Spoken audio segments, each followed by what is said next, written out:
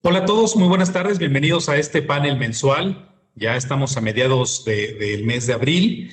La última vez que nos vimos, que fue a principios de marzo, estábamos en medio tal vez del momento más complicado para los mercados en lo que va del año, un momento en el cual pues ya llevamos un rato que lo habíamos estado comentando en estos foros, donde pensábamos que iba a haber presiones inflacionarias en Estados Unidos, que el mercado cuando comenzara a darse cuenta de estas presiones seguramente iban a comenzar a ponerse nerviosos de cómo iba a moverse la tasa de referencia en nuestro país vecino del norte y que con ello la curva soberana, el bono de 10 años en particular, pues iba a estar muy presionado, generando incertidumbre acerca de cuál iba a ser el costo de financiamiento de las empresas de ese país. En ese momento ese bono de 10 años estaba a punto de llegar al 1,80 y ahorita les presento o les vuelvo a presentar a Héctor Madero. Mencionaba que el peor momento ya había pasado, que lo que él esperaba era que el mercado iba a comenzar a darse cuenta que había exagerado y que el bono de 10 años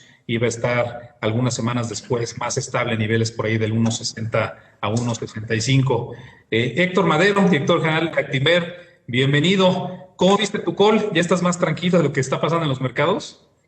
Buenas tardes, ¿cómo estás, Enrique? Buenas tardes a todos, gracias por acompañarnos nuevamente a este foro donde trataremos de darles en un pequeño tiempo un poquito el panorama de lo que hemos estado viviendo y sobre todo tratar de apoyar la toma de decisiones para el futuro, como siempre. Y yo te diría, Enrique, yo creo que fue un call donde siempre que vemos este tipo de movimientos tan abruptos tiende a tener un pequeño regreso y consolidar. Ahora, eso no quiere decir que yo crea que el movimiento de tasas ya terminó, ¿eh? Yo sigo pensando que antes de que termine el verano, la tasa americana va a tratar de llegar cuando menos al 2% en el bono de 10 años. Y es un movimiento fuerte. Sobre todo pensando que viene un verano que de entrada parecería ser que va a ser una fiesta total, ¿no? También hablábamos la vez pasada de que se esperaba el anuncio del programa de inversión de infraestructura por parte del gobierno. Ya fue presentado, no ha sido aprobado, viene la parte de la negociación, pero 1.9 trillones creo que es un monto muy agresivo. Este programa de inversión se viene hablando de él hace más de 20 años, ¿no? Y siempre se prometía y nunca se ejecutaba. Yo creo que sería un gran notición el que este gobierno sí logre empezar a implementar una parte importante de esas inversiones que aparte son necesarias, porque a final de cuentas los gobiernos tienden a gastar en cuestiones que le llegan al bolsillo al consumidor en el corto plazo, pero lo que llega a generar realmente crecimiento en el largo plazo es la inversión, y una de las inversiones más importantes es en infraestructura. Estamos viendo hoy el reflejo de lo que se invirtió en China en los últimos 20 años y estamos viendo el beneficio que están teniendo. Entonces, creo que este es un mensaje muy claro que deberían de recibir nuestras autoridades también. Pero en el caso del mercado americano, como decía, vamos a vivir un verano de fiesta. Hay que acordarnos que a estas épocas estábamos en plena crisis el año pasado, sin entender bien qué estaba pasando, con los mercados en una volatilidad bárbara. Ya venían en un proceso de regreso, pero después de un susto brutal. Pero lo que es un hecho es que empezaba el cierre de la economía global, ¿no? Europa ya venía con un cierre bastante fuerte, Estados Unidos estaba empezando a reaccionar, Asia ya venía un poquito de salida, pero el mundo entero empezaba a caer en el cierre y lo que era el fondo de la pandemia, donde tuvimos un segundo trimestre muy complicado. Este año la diferencia con el mercado americano, pues están saliendo de la pandemia, traen una velocidad de vacunación bárbara que se espera que eso tenga un beneficio, aunque ahorita empiezan a repuntar un poquito la ola de contagios y creo que ahorita se tocará. Pero la verdad es que pensamos que en el mercado americano, en la economía americana, este pequeño rebote no va a ser del tamaño de lo que fueron los dos pasados.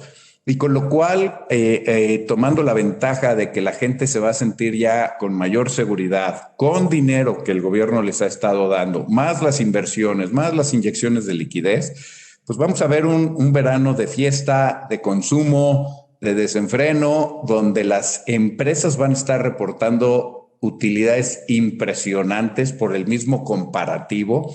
Ya empezaron a reportar los resultados del primer trimestre, que si bien no tenían todo el impacto, pues los pocos resultados que han estado saliendo han sido extraordinarios.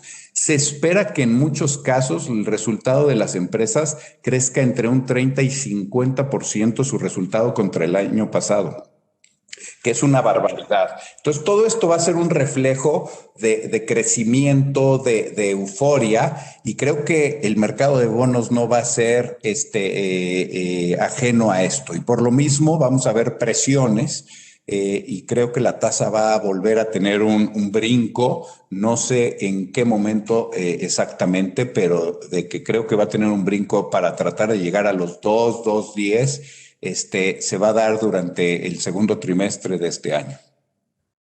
Tocaste varios temas muy interesantes, Héctor. El camino de las tasas, de inflación, el mercado de capitales, el paquete de estímulos que anunció Biden. A lo mejor le puedo preguntar a Julio en este contexto. Habla Héctor, Julio, de una fiesta en el mercado de capitales que de hecho está en máximos históricos, ¿no? Muy cerca del máximo, muy cerca del máximo histórico, arriba de 4,000 puntos, el Standard & Poor's. La última vez que platicamos, tú estabas muy optimista del estímulo que se iba a aprobar en Estados Unidos, que efectivamente se aprobó el 10 de marzo. Pues bienvenido, Julio, director ejecutivo de Capitales de Actinver. ¿Cómo viste el paquete fiscal y cómo estás viendo esta fiesta en la que está el mercado? Hola a todos, antes que nada espero que todos ustedes estén bien. Pues sí, Enrique, ya lo platicábamos contigo y ahorita Héctor lo comentaba, y independientemente de los resultados trimestrales, que ahorita les voy a decir que fue un trimestre espectacular, el S&P en el trimestre subió prácticamente 8%, el Dow Jones casi 6%, el Russell 2000, que es el de las medianas empresas, subió más de 12%. Pero lo que es relevante, yo lo que les diría es los resultados de las empresas. Y Héctor ahorita lo comentaba en términos generales, se espera que la utilidad neta del mercado suba cerca de 50% en el promedio ponderado. Es un crecimiento espectacular. Y a mí me gustaría tocar tres temas, tres reportes que nos hablan de cómo estuvieron y cómo vienen los reportes del primer trimestre. Y como lo dice Héctor, bueno, solo traen el cachito de marzo de contaminación el año pasado, pero enero y febrero era otro mundo todavía.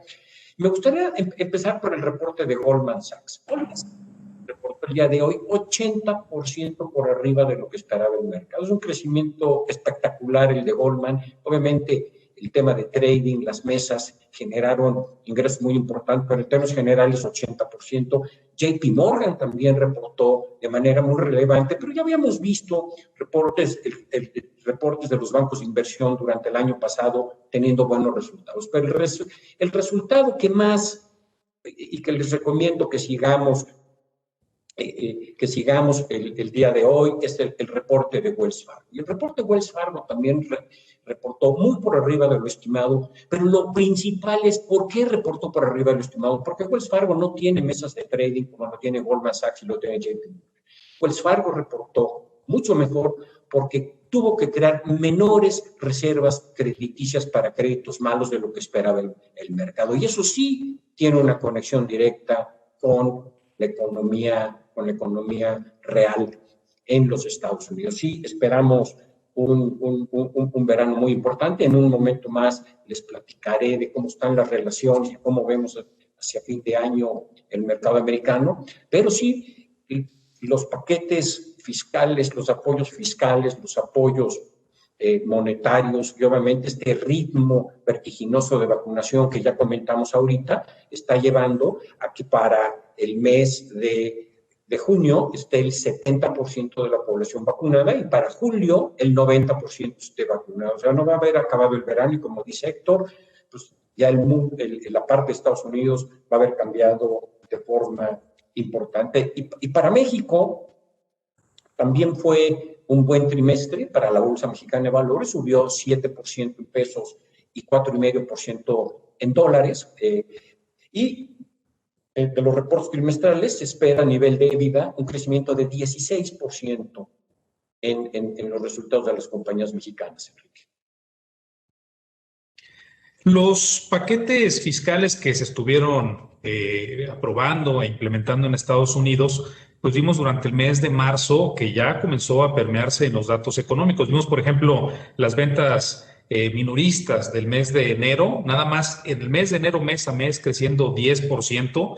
Ha regresado un gran optimismo por este gasto del gobierno y la velocidad a la cual las vacunas se han estado implementando en Estados Unidos, pues yo creo que ha sorprendido a muchísimos, ¿no? Lo efectivo que ha logrado ser. Pero comienza a haber, pues con esto, posiblemente algo de nerviosismo, si la economía norteamericana no se estará sobrecalentando, si no aparecerá inflación, si esto no puede generar volatilidad en el dólar respecto a otras monedas. ¿Qué les preocupa respecto a estos niveles de bolsa? ¿Hay algo que pudiera hacer que se desinfle, que esta fiesta llegue a un fin antes de lo esperado? Mira, yo te voy a contestar. Yo creo que en muchos de los sectores, sobre todo, otra vez, estamos hablando de la bolsa americana. Cuando vemos los diferentes sectores, se puede hablar de que en algunas cosas estamos viendo signos de una burbuja, ¿no? Y esta es una cuestión que yo ya había tocado en meses anteriores. Empezamos a ver una euforia. Si se acuerdan, hace ya un par de meses, el juego de GameStop. Hoy fue un día muy importante. Hoy se colocó Coinbase, que es un mercado para criptomonedas que ya de por sí se estimaba que iba a salir a una valuación altísima, más allá de lo que vale el Nasdaq. Y el precio de salida era 250, terminó abriendo a $381, llegó a operar arriba de los 420 y terminó cerrando por ahí de los 320 y tantos, si mal no estoy.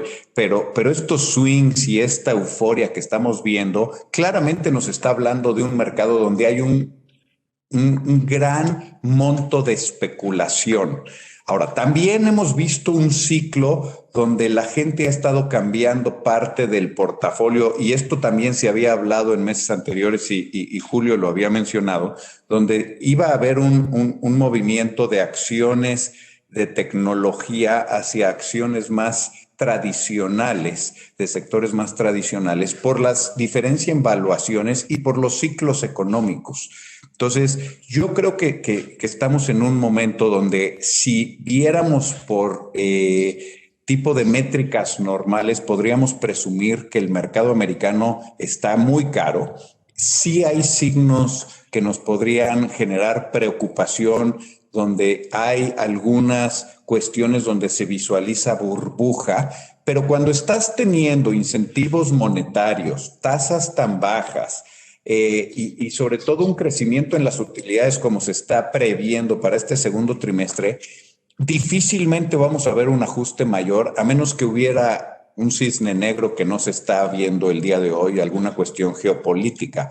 Pero mi interpretación es que la fiesta va a continuar. Sí, vamos a ver días de ajuste y de miedo, etcétera, pero creo que la fiesta va a continuar, que vamos a ver nuevos máximos todavía en los mercados, y que esto nos va a llevar posiblemente al mes de junio, julio, donde veamos realmente el resultado de estas empresas durante lo que fue el segundo trimestre, y sobre todo también vamos a tener una visibilidad más clara de lo que va a ser la segunda mitad del año y el año que entra. Ya hace un par de semanas economistas hablaban de que estos incentivos iban a hacer que la economía americana no solo tuviera un crecimiento muy importante este año, sino que se mantuviera en tendencia no solo el año que entra, sino hasta el año 23. Entonces, es un empuje brutal que va a estar jalando, y mientras tú tienes esa combinación de exceso de liquidez, tasa baja, y empresas creciendo, creo que es muy difícil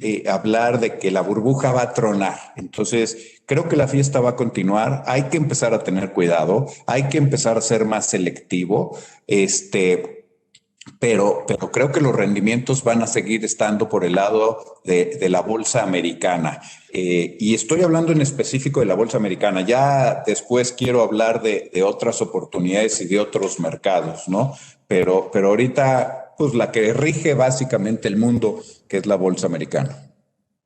Algo que yo comentaba la vez pasada es que estábamos comenzando a ver una rotación de activos del sector industrial, en general de activos cíclicos, energía y financieras en particular, hacia activos de más baja volatilidad, no solamente de mínima volatilidad como tal, sino de instrumentos como de utilities o de consumo básico. Y me sorprendió mucho ver en el mes de marzo que efectivamente el sector que más rendimientos dio fue el de utilities, uno de los sectores más defensivos, con más de 10% de rendimiento, volteando a ver otra vez los fundamentales sectoriales. Pero como la volatilidad ha estado disminuyendo de una manera muy rápida, medida a través del bono de 10 años, que ahorita podemos hablar un poco más de eso, del VIX o de cualquier indicador de riesgo, otra vez con incertidumbre más baja o con riesgo más bajo, comenzamos a ver que de los estilos de inversión, el mercado comenzó otra vez a alejarse de value y de growth hacia estrategias de momentum, ¿no? Estas estrategias donde no sé exactamente qué estoy comprando, pero si veo que sube, lo compro, porque todos los demás lo van a estar comprando y otra vez aparece esta exuberancia irracional de los mercados. Coinbase, ¿no? Coinbase es el mejor ejemplo de eso. La gente se metió sin saber qué era. Sí, efectivamente, ¿no?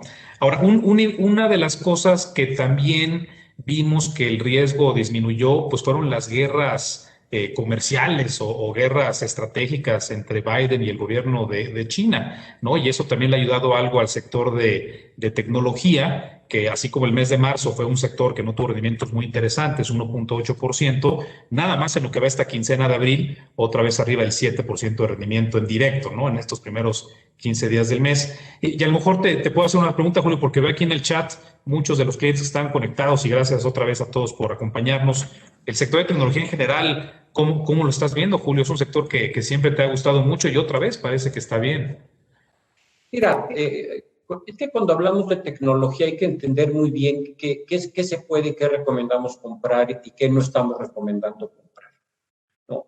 Hay empresas como Amazon, un Microsoft, un PayPal que nos encantan, un mismo Apple, que es una empresa muy sólida. Y hay otras empresas muy pequeñas que, como dice Héctor, muchos están entrando a cualquier empresa de tecnología. Entonces, sí estamos viviendo un cambio estructural, con la 5G.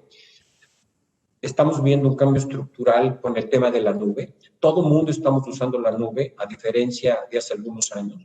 Entonces, sí, el cambio estructural viene y seguirá. Y las empresas líderes del sector de tecnología seguirán siendo muy buenas inversiones para los siguientes años. Lo que sí hay que tener cuidado con muchos nombres que sí están cotizando a múltiplos excesivamente altos en algunos casos. Hace unos minutos, Héctor, no te dejé terminar tu idea de las tasas, pero estabas comentando que tal vez esta dinámica que vimos no había terminado y que podría todavía complicarse un poquito más. ¿Qué estás viendo? ¿Es un tema de la Reserva Federal? ¿Es un tema de la deuda de Estados Unidos? ¿Por dónde viene? No, yo te diría que no es un tema de la Reserva Federal, al revés. Es más, Powell ya van 2 veces esta semana. El domingo fue entrevistado en el programa de 60 minutos, que es el programa más visto en Estados Unidos a la semana, y fue muy claro. Él dijo ante todo Estados Unidos que él esperaba que no iba a haber un movimiento de tasas de interés por parte de la Fed este año. No, más bien el movimiento que estamos hablando es el que se está dando en el mercado. Siempre los mercados se adelantan a las autoridades y estamos hablando en específico del bono de 10 años, que es el que ha subido, que estaba abajo del 1% y ahorita anda al 1,60 y tantos, y es el que yo creo que es uno de los indicadores líderes que se adelanta a lo que pueden ser procesos de inflación. Claramente el exceso de liquidez en el mundo ha generado presiones en precios en diferentes productos. Hemos visto la subida de los precios del petróleo, hemos visto la subida de ciertos minerales que están en la parte industrial, como el cobre, hemos visto la subida de productos agropecuarios, empezamos ya a ver presiones inflacionarias en distintas partes de los diferentes sectores sin que se haya generalizado. Ahora, ¿qué ha estado pasando también? Pues que había un exceso de capacidad de producción, la tecnología genera eficiencias y entonces eso por los últimos 20 años ha sido un freno a lo que ha podido ser procesos inflacionarios. La gran pregunta es si esta vez va a volver a funcionar de esa manera. Mi impresión otra vez es que vamos a volver a ver a la gente jugar y apostando a una subida de tasas de interés cuando vean la euforia y el crecimiento que se está dando en la economía americana. Y esto, como todo el mundo sabe, a subida de tasas el precio del bono baja. Y entonces vamos a ver presiones por ese lado. Hay que tener cuidado para invertir en deuda americana de largo plazo en estos momentos. Hay que recordar una cosa. Antes de la pandemia, ya veníamos en un proceso donde las tasas en Estados Unidos iban hacia la alza y ya habían llegado a los niveles de 2.5 con una expectativa de cerrar ese mismo año, antes de que saliera lo de la pandemia, en niveles entre el 3 y 3.25. Entonces, no se me haría nada raro que si ya estamos viendo o se está diciendo que estamos saliendo de la pandemia, pues las tasas regresaran a los niveles que estaban antes de entrar a la pandemia, ¿no? Ahora, hay que entender también que después del proceso que se ha vivido este año, pues no hemos visto todavía el resultado final de lo que fue la pandemia, porque si bien los apoyos del gobierno han generado una euforia en el consumo y han ayudado a muchísima gente y han ayudado a muchos negocios, la concentración también hay muchos negocios que han padecido, han muerto o van a tender a desaparecer. Entonces, creo que hasta que salgamos bien de esto, vamos a terminar de ver qué pasó, quiénes sobrevivieron, quiénes no y cuál fue la realidad. Por eso la Fed está tomando una posición más de precaución, porque si bien entienden que en ciertos sectores están generando una burbuja, también, y lo explicaba el señor Powell el domingo, ¿no? Decía, hay muchos otros sectores que tenemos que seguir apoyando, porque hay una parte muy importante de la población que sigue sufriendo en el desempleo, que perdieron los negocios, que perdieron sus casas, y que tenemos que seguir apoyando para crear más paridad en la salida de lo que es la crisis, ¿no? Entonces va a ser un manejo, creo que va a tener que ser muy, muy puntual. Ahora, creo que es de los grupos de administración con más talento en mucho tiempo en el gobierno americano, ¿no? Tenemos en el Fed a Powell, que conoce perfectamente y entiende perfectamente de este tipo de cosas, y tenemos a Janet Yellen en la tesorería. Sí. Y es la primera persona en la historia de Estados Unidos que estuvo en el Banco Central y ahora está en el otro lado. Entonces, experiencia hay, creo que conocimiento hay, y creo que podrán ir manejando muy bien la salida. Tú ahorita hablabas de que no ha habido problemas en la parte comercial con China, etcétera. Yo no estoy tan de acuerdo. Yo creo que más bien las cosas no han mejorado. Yo creo que se avecina un conflicto tarde o temprano porque la potencia líder está siendo retada por la potencia naciente, y eso tarde o temprano siempre te lleva a una confrontación y a un conflicto, ¿no? Entonces hay que tener cuidado y esto va a ir tomando tiempo, no es una cuestión que vaya a pasar la próxima semana o el mes que entra, pero sí es un conflicto que va a seguir evolucionando, y creo que la parte comercial lo que va a forzar es que se vayan creando estos bloques de comercio que alguna vez ya habíamos hablado de eso, que a través de estas competencias lo que vas haciendo es que se van creando bloques para competir entre unos y otros, ¿no? Europa sigue todavía en un proceso tarde. Ahorita están pasando por la tercera ola de COVID, con cierres todavía, sin una recuperación clara. En fin, creo que el mundo está saliendo de esto, o todavía no sale, de una manera muy desigual. Y hay que tener mucho cuidado en ese sentido. Hace rato veía que alguien preguntaba cuando hablábamos de acciones tecnológicas, oye, ¿y qué opinan de Alibaba? Porque se ha visto afectada. pues sí, las empresas chinas ya se dieron cuenta que no es lo mismo estar en Nueva York que estar en Beijing, ¿no? El señor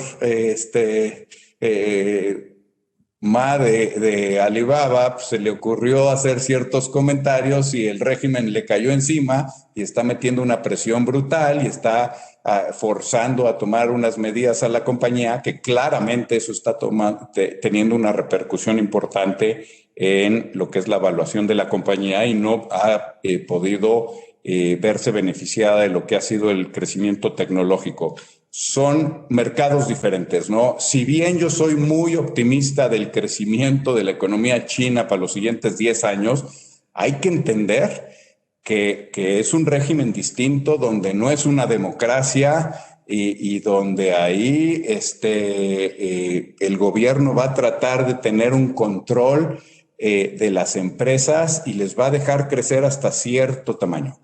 Ahora, por el otro lado, la manera como se ha adoptado estas nuevas tecnologías por la sociedad es mucho más amplio en China que lo que está pasando en Estados Unidos. Si esta compañía fuera americana, valdría fácilmente el doble. Y efectivamente, por favor, Julio. A mí me gustaría escuchar un poco en lo que comentó Héctor de la tasa del bono de 10 años. Y hoy el mercado americano espera que la inflación en Estados Unidos sea como de 2.5%. Cualquier número que salga que lleve a pensar a los mercados que la inflación se va a disparar arriba del 2,5%, van a venir presiones importantes en el bono. Entonces hay que estar muy atentos a cada mes a la inflación. La inflación que acaba de reportar hace unos días de Estados Unidos salió pues, más o menos en línea, no le vemos problemas, pero cualquier repunte que hubiera importante, que eso implicara que la inflación se disparara arriba del 2,5%, los mercados se van a poner nerviosos y el bono puede llegar a subir, ¿no? Entonces sí es un tema muy relevante. Otro que no lo veo para el verano y un posible cisne negro, no lo veo todavía, es el tema que recae en el legislativo americano, no en el ejecutivo, el tema de los monopolios en el sector de tecnología. Ese es un tema que ahí está dormido, pero que no hay que olvidar y hay que tenerlo muy presente, Enrique. Ahora, yo creo que, Enrique, es momento de hablar de México, ¿no? Estamos en México, vivimos en México y llevamos la mitad de la sesión hablando de Estados Unidos. Hablemos de México. ¿Qué les parece si empezamos hablando, por ejemplo, del tipo de cambio? Yo creo que esa es una variable que refleja muy bien lo que ha estado viviendo México respecto al resto del mundo. El dólar, o sea, no el peso, ¿no? En primer lugar, el dólar, pues ha sido una moneda que en los últimos meses ha tenido un debilitamiento importante, pues porque ha habido una inyección de liquidez en ese país que no hemos visto nunca. Y eso ha ocasionado que en muchos lugares hayamos visto una apreciación muy importante de las monedas, tanto en países avanzados como en países emergentes. Pero todo esto que estabas tú diciendo, Héctor, que va a hacer que Estados Unidos sea una economía muy distinta al resto de las economías avanzadas, de mucho crecimiento, donde va a haber inflación, va a haber incrementos de tasas, lo que hemos estado viendo es que los pronósticos del dólar, o sea, no del peso, insisto, del dólar contra otras monedas avanzadas, ya nos espere mucho más debilitamiento. Tal vez algo de debilitamiento en lo que resta de este año, pero cuando uno voltea a ver los pronósticos del DXY, por ejemplo, para 2022, 2023 y 2024, pues todo pinta a que es un ciclo de una fortaleza cada vez mayor del dólar respecto a otras economías principalmente emergentes. Ahora, volteando a ver a los países emergentes, cada país tiene una dinámica muy distinta. Hemos visto en algunos lugares como Turquía, tal vez no lo hemos platicado la última vez que nos reunimos, pero que el banquero central fue despedido por querer hacer una política monetaria independiente. Hemos visto movimientos muy abruptos en la lira, lo hemos visto también en el real brasileño. Y el peso mexicano, pues al revés, ha sido de esas monedas emergentes que se han mantenido bastante estables y que creo que le han dado un colchón importante a los... ¿Por qué has visto esa apreciación? Por el debilitamiento del dólar principalmente. No estoy de acuerdo. Pero algo que sí platicamos la vez pasada fue que una de las cosas que íbamos a ver al Banco Central de nuestro país haciendo era ser cada vez más cauteloso. Estábamos viendo una economía mexicana con presiones inflacionarias que no habían aparecido. Pero a ver, Enrique, vimos en las últimas 3 semanas una subida de las tasas de interés en México brutales, que no se habían visto en muchos años, ¿eh? La velocidad de la subida de la tasa agarró a todo mundo por sorpresa, ¿no? Y sobre todo se dio para cierre del mes de marzo y esto se vio reflejado en algunas valuaciones, tanto en fondos y en papeles. Pero la subida fue un reflejo no solo de lo que estaba pasando en Estados Unidos, también ya salieron noticias que ha habido venta por parte de inversionistas extranjeros de deuda mexicana. En el trimestre se hablaba que se vendieron más de 100 mil millones de pesos. Entonces, cuando uno ve eso, dice, ¿cómo es posible que los americanos se han llevado 5 mil millones de dólares, si lo más o menos promediamos, y por el otro lado el tipo de cambio se apreció de estar arriba de 21 y hoy nuevamente está muy cerca de 20, ¿no? ¿Cuáles son los factores? Yo encuentro una explicación muy clara. Parte del dinero que están repartiendo en Estados Unidos se está mandando a México a través de remesas. Si vemos el crecimiento de las remesas mes con mes contra años anteriores, es muy importante, ¿no? Y eso más que nada ha compensado. Pero por el otro lado, y esto lo platicaba un invitado que tuvimos ya hace más de 3, 4 meses, es el reflejo de la economía. Nuestra economía, hace una semana salía que nuestro comercio con Estados Unidos nos volvió a mandar al primer lugar y que crecimos de una manera muy importante en exportaciones, pero no así en importaciones. La economía interna está muy golpeada. La gente no está consumiendo y eso ha hecho que las importaciones disminuyan brutalmente cuando las exportaciones han crecido y eso ha abierto el gap.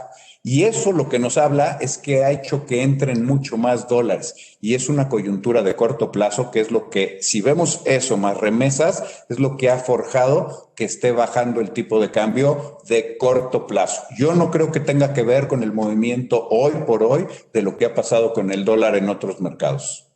No, de acuerdo, pero lo que pasa es que no es nada más un solo factor, o sea, es una combinación de la dinámica del dólar. Estamos hablando de inyecciones al mercado global con estos estímulos fiscales en los trillones y trillones de dólares, que es muy difícil con una postura monetaria de una comisión de cambios que intenta disminuir volatilidad de nuestro país, pensar que ese factor no importa. El factor interno, por supuesto que sí importa. Estamos en máximos históricos de remesas. Estamos en máximos históricos de balanza comercial y aunque no estamos, pero ni lejos ni remotamente cercanos a máximos históricos de recepción de divisas por turismo, sí es algo que poco a poquito ha comenzado a mejorar en los últimos meses, sobre todo en los estados del Caribe y del Golfo de México.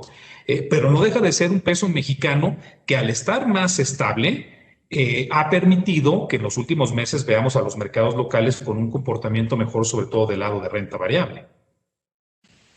Sí, la renta variable se ha visto beneficiada, claramente, pero no así la parte de la deuda. Sí, no, las tasas de aquí en México, como dices, la otra vez revisaba yo todas las emisiones de bonos gubernamentales en todos los plazos y el desplazamiento fue impresionante cómo se subió en muy poco tiempo todas las tasas en todos los plazos. Ahora, este optimismo que estás mencionando, Héctor, es un optimismo que yo creo que desde la vez pasada ya hemos estado comentando, ¿no? Que el pronóstico que nosotros teníamos era un crecimiento que iba a estar más pegado al 5% para la economía mexicana por estos canales internacionales. El de comercio, el de inversión. Pero el optimismo del que yo hablo es en base a los mercados americanos, no al mercado mexicano, ¿eh? Ojo. Yo creo que México está dividido, la economía mexicana, estoy hablando ahora de la economía, no de los mercados. Yo creo que la economía mexicana en las últimas décadas ha comenzado a dividirse en 3 Méxicos. Un México petrolero, que es un México que está bastante rezagado y que ha tenido pues dificultades en transformar la inversión en resultados de crecimiento económico. Hemos visto un México, o sea, bueno, el segundo tipo de México que tenemos ahora en la economía es un México de demanda interna, que es una demanda que claramente está débil, el consumo está débil, no hemos visto el acceso al crédito de las familias mexicanas creciendo a la velocidad que queríamos, pero el tercer México, que es un México con un componente exterior, es un componente que está creciendo a una velocidad, pues literalmente que no habíamos visto desde antes de las guerras comerciales de 2016. Y ese México con un componente exterior solito es el que está jalando la economía mexicana a crecer en este momento al 5%. 5%. Pero hace unos días te oía decir que si México no hiciera nada, y no se moviera, simplemente por el punto de comparación, la economía crecería 3 puntos y fracción. Como Entonces, 3,5, sí. Como 3,5. Entonces, cuando estamos hablando de que vamos a crecer al 5%, realmente el crecimiento de esta economía es paupérrimo. Estamos hablando de que nuestra economía va a crecer al año, en términos normalizados, el 1,5%, cuando Estados Unidos va a crecer arriba del 7%. Creo que es una pérdida de oportunidad increíble la que estamos viviendo. Pero Sí, tan solo el plan de infraestructura, tan solo estos apoyos fiscales americanos se van a ver reflejados aquí, y tú y yo lo platicábamos, Enrique, como 1% aproximadamente, ¿no? Un punto porcentual del plan de Estados Unidos se va a beneficiar a México. Pero ¿no es tristísimo que estemos hablando del crecimiento de nuestro país por los americanos, ¿no? Y que no se está haciendo nada aquí. A mí eso es lo que me tiene preocupado, ¿no? Yo estoy preocupado, honestamente, y creo que eso tengo que ser políticamente correcto en lo que digo, pero creo que el tipo de cambio es una buena oportunidad otra vez aquí. Y yo voy a ser muy claro. Por más que se hable de ortodoxia y todo por parte de la autoridad, yo sí estoy viendo que al gobierno le falta dinero, ¿no? Y el año pasado se pudo hacer uso de recursos en distintos cajas, fideicomisos y etcétera. Y este año no veo de dónde van a sacar para cubrir los posibles faltantes que se lleguen a tener, sobre todo si se sigue apoyando a Pemex, a CFE, etcétera, pues lo único que me dice es que el gobierno va a tener que recurrir, quiera o no, a deuda. Y eso hoy no está en los datos de los economistas. Y aparte es un deterioro que se puede ver rapidísimo. Todo el mundo pensaría que esto puede ser gradual. No, va a ser muy rápido. Y creo que en el momento que se identifique eso, podríamos ver una presión importante sobre el tipo de cambio y podríamos ver una presión. Yo soy de los que todavía cree que hay un porcentaje importante de probabilidad de que nos estén bajando la calificación antes de fin de año al país. No sé ustedes qué opinan. Enrique. La pregunta difícil, me la dejas. A ver, yo creo que tenemos que dividir este año 2021 en varias etapas, ¿no? Y es algo que Héctor ha enfatizado en otros foros. Ahorita vamos a vivir primero un momento para los mercados mexicanos de aquí a las elecciones. En cualquier ciclo electoral de México hemos visto este comportamiento donde el mercado se pone nervioso porque, como cualquier otro ciclo electoral, hay incertidumbre acerca de cuál va a ser el camino fiscal, el camino de políticas públicas. En esta ocasión en particular incluso hay incertidumbre acerca de cuál va a ser la composición de las cámaras que se vaya a resultar de la elección. Que, por cierto, el 5 de mayo vamos a tener un panel nosotros tres con invitado a Armando Ríos Peter para que nos hable más de este entorno político. Pero hasta entonces sí creo yo que vamos a estar viendo mucho nerviosismo en el tipo de cambio de aquí al día de las elecciones, es decir, lo que resta de abril y durante el mes de mayo. Pero dependiendo del resultado de las elecciones, me parece que el camino de políticas públicas puede ser una bifurcación. Me parece que hay escenarios donde podríamos estar viendo algunos contrapesos legislativos que podrían asegurarse que, por ejemplo, el camino de finanzas públicas sea muy parecido al que presentó la Secretaría de Hacienda en su documento de precriterios, que es un documento relativamente sano para las finanzas públicas, muy conservador no respecto a los ingresos, porque sabemos que los ingresos van a estar muy débiles en los siguientes meses, pero un camino similar a lo que hemos visto en los últimos meses de esta administración, donde el gasto se ajusta rápidamente, para mal del crecimiento económico de largo plazo, pero que es suficiente para asegurarse que no veamos superávits muy profundos. Estoy de acuerdo con el comentario de Héctor. Gran parte de las razones por las cuales no hemos visto unos déficits fiscales en los últimos años ha sido porque se ha utilizado los recursos de los fondos que fueron diseñados para contingencias como las actuales, en particular el FEIP, el Fondo de Estabilización de los Ingresos Presupuestarios. Pero también me puedo imaginar, como resultado de la elección, un camino en el cual vaya a ser más fácil gastar y que en algunos de los cambios que se han propuesto legislativos en los últimos meses sea más sencillo de que se ejecuten y que pueda generar incertidumbre sobre la inversión tanto la privada como la extranjera, sobre el consumo y que en general van a estar ocasionando presiones para el crecimiento de nuestro país. Por lo pronto, revisamos nuestros pronósticos apenas la semana pasada. Una señal que estamos mandando acerca de este nerviosismo, el tipo de cambio, es que creo que vamos a estar viendo un escenario de inflación elevado. Creo que somos los más pesimistas en el mercado mexicano respecto a la inflación, con un pronóstico de 4.9%, y eso pues ya solito creo que habla de alguna de las medidas de incertidumbre que podríamos estar viendo.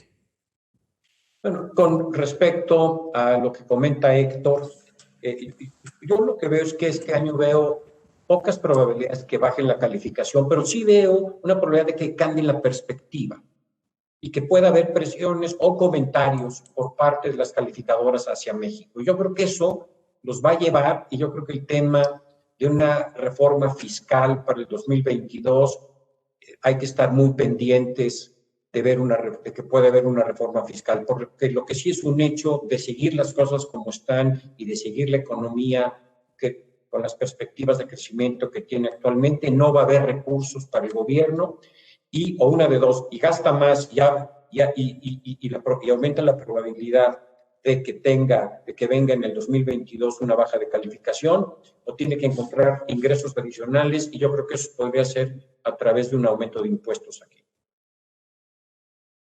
Como analista, yo a veces escucho mucho este comentario en los periódicos o en el radio, donde dicen que un país como México debe asegurarse que el nivel de su deuda no supere cierto umbral de lo que vale su economía, deuda como porcentaje del PIB. Pero la realidad es que cuando uno voltea a ver a los diferentes países del mundo, este indicador va al revés de lo que la intuición diría. Porque los países más seguros, piensen en Estados Unidos o en Japón, son los que tienen el mayor nivel de deuda como porcentaje de su economía. En el caso de Japón, más de 200% del PIB es lo que vale su deuda. Y al revés también, aquellos países que están en problemas son los que no pueden emitir deuda y en realidad acaban teniendo indicadores de deuda como porcentaje del PIB muy bajo. Porque lo importante, o sea, todos los que trabajamos en el sector privado, seguramente es algo que tenemos en el radar, no importa tanto de qué tamaño es tu deuda, lo que importa es cuánto te cuesta esa deuda, porque puedes tener una deuda que es pequeña, pero que te es extraordinariamente cara, y ese es donde está el problema. El indicador más importante, en mi opinión, que hay que darle seguimiento este año para ver la posibilidad de mayores downgrades es costo financiero como porcentaje de los ingresos. Eso quiere decir cuánto tiene que pagar el gobierno por esa deuda como porcentaje de los ingresos que recibe esta administración o cualquier otra administración. ¿Cómo se puede mejorar ese cociente? A través de dos maneras. La primera es, pues aumenta tus ingresos. Y eso es algo que estamos viendo a nivel global. Seguramente todos los que están conectados han visto en los medios de comunicación escuchar a Biden, por ejemplo, quiero un plan de infraestructura, pero le voy a subir los impuestos a las personas y a las empresas. Hemos estado escuchando a Yellen presionar para que haya un esquema de impuestos a nivel global, monitoreado por la OCDE, para que no haya oportunidades de arbitraje fiscal internacional. Y eso es algo que yo creo que vamos a estar viendo de una manera muy clara durante los siguientes meses. Un esfuerzo muy El mayor impuesto para la sociedad siempre es la inflación, Enrique. Ayer veía en el periódico que el aumento de la canasta básica ha sido cerca del 10% en el año. ¿Qué opinas de eso? Sí, pero eso no es recaudación. No, pero es un golpe brutal y sobre todo a la gente de menos recursos. Esto estoy de acuerdo. Yo creo que es algo que vamos a estar viendo este año. No solamente, es más, voy a ser un poco más general que lo que dices. No solamente es la inflación y la canasta básica. Crisis como estas lo que ocasionan es un incremento en la desigualdad de las sociedades. En Estados Unidos tal vez el ejemplo es todavía más claro. ¿Quiénes son los que ganaron durante este entorno tan complicado? pues los inversionistas en el mercado de capitales, que vieron sus inversiones crecer de una manera muy, muy importante. Se habla que se generaron 5 trillones de dólares y que los beneficiarios fueron menos del 2% de la población americana. Fíjate lo que te digo. Una locura. Bueno, pero yo creo que lo que todo el mundo nos está esperando es decir qué hacer, ¿no? ¿Qué vemos? De corto y de mediano plazo, de aquí al verano y del verano a fin de año. ¿Qué opinas, Julio? ¿Qué hacemos? Yo seguiría, a mí me siguen gustando en la parte de equity, yo seguiría invertido, como estamos, obviamente con mucho cuidado. Me gustan muchas empresas, se las voy a mandar como cada mes, les voy a mandar mi lista. Pero yo creo que los mercados aquí al verano el mercado de equity de aquí al verano va a seguir siendo atractivo. Creo que también este año va a ser un año complicado con inflaciones altas y tasas bajas que están pagando los fondos de renta fija en general en el mundo y también en México. Entonces yo sí estaría en el mercado de equity y ahí es donde me gusta. Me gusta a 20 pesos por dólar, me gusta el dólar también, con una visión de aquí a fin de año, me gusta estar invertido en dólares. Pero la bolsa mexicana vemos que todavía puede tener rendimientos atractivos de forma selectiva, pero aquí hay un punto importante, Héctor, que hay que recordar y lo tocaba ahorita Enrique. Más de la mitad de las utilidades de la bolsa en México se generan fuera del país y es donde se van a ver beneficiados. Por eso también estar invertido en bolsa mexicana es recomendable. Tenemos muchas empresas y si quieren luego las podemos comentar, empresas de distintos tamaños que están haciendo las cosas bien y que pueden tener rendimientos muy atractivos de corto y mediano plazo y de largo plazo y que hoy es el momento de entrar. Dos ejemplos. Gran noticia la de Televisa hoy, ¿no? Subió 20 y tantos %. Es la que te iba a decir. 2 empresas las metimos ayer a las favoritas de México, de que tenemos en México. Televisa. Ahora vas a decir que le atinaste, ¿no? ¿Cómo ves, Enrique? Julio nunca se equivoca. No, oye, no, y te voy a decir por qué lo subí, por el comunicado que me mandó, porque el mercado no lo sabía, ni se esperaba. Por eso, pero tienes que partir de entonces tu precio de recomendaciones como cierra hoy, no como estaba ayer, ¿eh? No, por eso, pero sí te voy a decir otra que me encanta. Tú y yo lo platicábamos, Héctor, y la asociación que se anunció hace un par de días, de las pláticas iniciales que se están dando de Sports World con SmartFit, está posicionando la cadena como una gran opción de inversión, donde hoy a los precios actuales, ahí sí todavía no está reflejado el precio. Yo no puedo opinar porque soy consejero de esa empresa, entonces tengo que omitir mis comentarios. Pero esa, por ejemplo, una empresa de ese tipo, nosotros hoy le distribuimos a todos ustedes, nuestros clientes, les distribuimos una nota en función de Sports. Sports colocamos nosotros, y yo sí se los platico, yo no tengo hoy un conflicto de poderlo platicar. Colocamos Sports Conecto y Actinver hace 10, 11 años, era una cadena con 14 clubes. Hoy con la asociación Sports World está pasando a tener una cadena de más de 250 clubes deportivos. Impresionante la multiplicación, por cerca de 20 veces ya se multiplicó esta compañía y está a precios muy, muy atractivos. Y así hay otros que me gustan, pero en general, bolsa mexicana, bien escogidas las empresas, veo también muy buenas oportunidades, tanto de empresas chiquitas, medianas, y de las grandes veo oportunidades. Y tan solo les voy a poner un ejemplo. América Móvil, y nosotros seguimos muy de cerca, además de que cotiza abajo de 5 veces América Móvil, además de que cotiza muy barato, seguimos muy de cerca las recompras que hace cada una de las empresas, de sus propias empresas. Y lo que les puedo decir es, y esta información que les estoy dando es pública, la cantidad de acciones que Inbursa está recomprando de América Móvil es histórica. Hacía muchos años que no veíamos una recompra de los tamaños que le estamos viendo. ¿Por qué? Porque está regalada la empresa y hoy es un cambio de tecnología. En los siguientes años vamos a entrar con la tecnología 5G y es un game changer. Si quieres, Enrique, doy yo mi opinión y tú terminas. De acuerdo. Yo creo que, como decía, yo estoy preocupado por la parte interna. Creo que una parte muy importante del rendimiento de la bolsa mexicana, ya lo hemos visto, estaba en 38, ahorita anda cerca de los 47, 48 mil puntos. No dudo que los siguientes 3, 4 meses pudiéramos seguir viendo que sigue subiendo, sobre todo que haya empresas que se quedaron rezagadas, pero también veo que como bien dices, Julio, las que tienen negocios en el extranjero se van a seguir siendo beneficiadas. El grande se hace más grande, el chico muere en este tipo de procesos. Entonces, pero sería muy cauteloso en ese sentido. Creo que hoy la oportunidad está siendo en inversiones en el extranjero. Creo que es una de las grandes ventajas que podemos hacer como firma, el poder ayudar a todos nuestros clientes a invertir en un portafolio internacional. La mayoría de los bancos ofrece tasa en pesos y una tasa chafa y cobra comisiones. Yo no entiendo cómo no tenemos cola de gente que se quiere salir de un banco y quisiera invertir en dólares, en euros, en otro tipo de cuestiones que no es tan complicado. Pero bueno, ya tenía que hacer mi comercial. Pero yo creo que la inversión es en dólares. Yo sí veo que vamos a tener presiones fiscales en este gobierno este año, que va a haber faltantes, que va a haber una decepción y creo que vamos a ver una presión en el tipo de cambio. Poner expectativas de cómo va a cerrar el año, híjole, si no le atinamos a una semana, yo creo que sería muy aventurado a decir cómo va a cerrar. Yo soy de los que cree que va a estar entre 22, 23 pesos, pero es muy personal mi comentario y el año pasado me equivoqué completamente.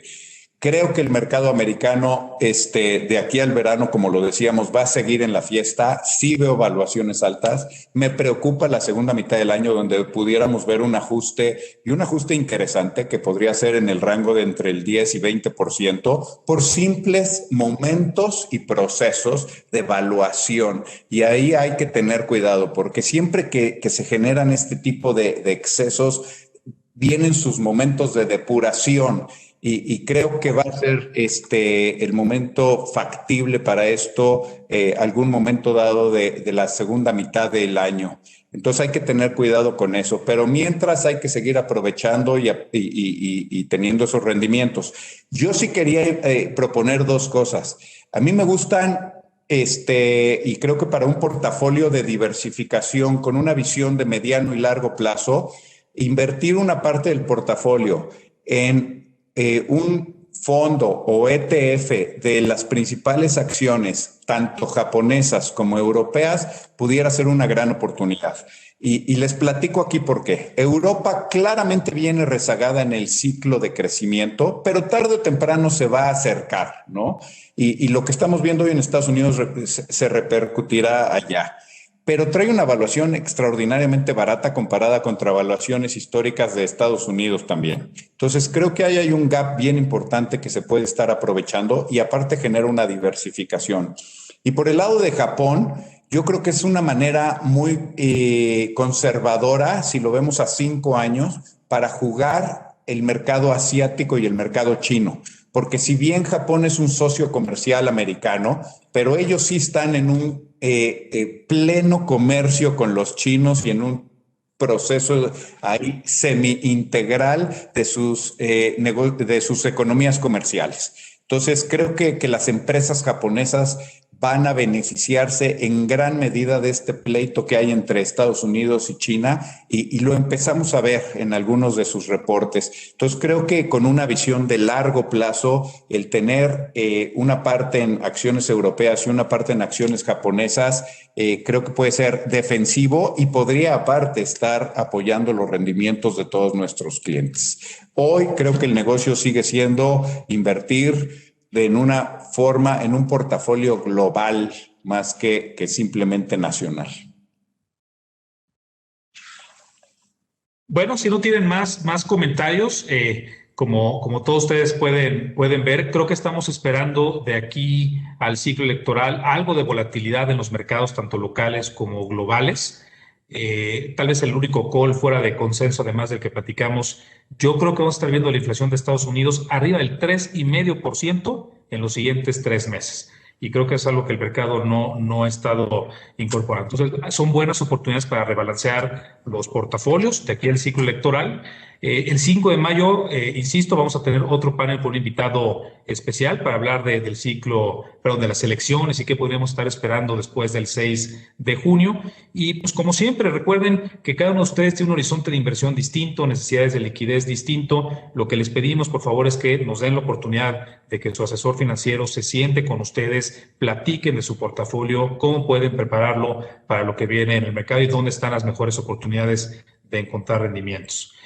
Bueno, pues agradecerles mucho, como siempre, a Héctor Madero, director general de Actinver, a Julio Serrano, director de Capitales. ¿No tengan algún último comentario? Si no, bueno, agradecer a todos que nos acompañen nuevamente y estaremos viéndonos en un mes. Sí, muchas gracias. Gracias a todos. Hasta pronto.